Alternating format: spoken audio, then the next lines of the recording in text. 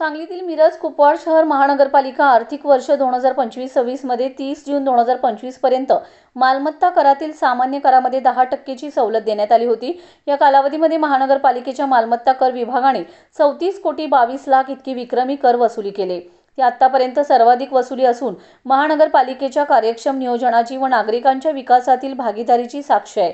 महानगरपालिकेने नागरिकांसाठी ऑनलाईन कर सुविधा, पॉज मशीनद्वारे वसुली तसेच ऑफलाईन सुविधा उपलब्ध करून दिली होती।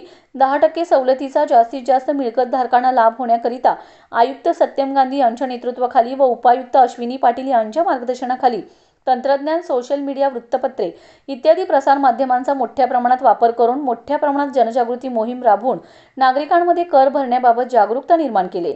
मागील आर्थिक वर्ष 2024-25 मध्ये 30 जून पर्यंत 18 कोटींचे कर संकलन झाले होते। सांगलीत 21 कोटी 73 लाख, मिरज 6 कोटी 76 लाख, कुपवाड 5 कोटी 73 लाख असे एकूण 34 कोटी 22 लाख वसुली करण्यात आले।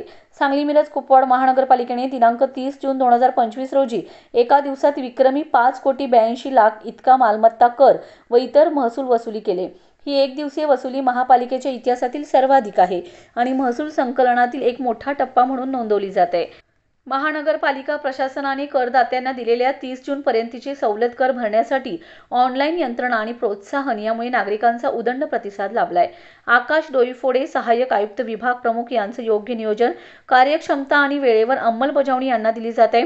आयुक्त सत्यम गांधी यांनी विभागाच्या कार्यपद्धतीचे कौतुक करताना सांगितले की मालमत्ता कर विभागाचे उत्कृष्ट नियोजन, नागरिकाभिमुख सेवा आणि तांत्रिक सुविधांचा वापर करून घरपट्टी वसुलीचे मोठे यश मिळवले। ही बाब संपूर्ण शहरासाठी अभिमानास्पद आहे। त्याचबरोबर आयुक्तांनी नागरिकांना आवाहन केलं आहे की 31 जुलै 2025 पर्यंत एकरकमी कर भरणाऱ्या सामान्य करामध्ये 5% सवलत दिली जाणार आहे। ही नागरिकांसाठी एक उत्तम संधी आहे।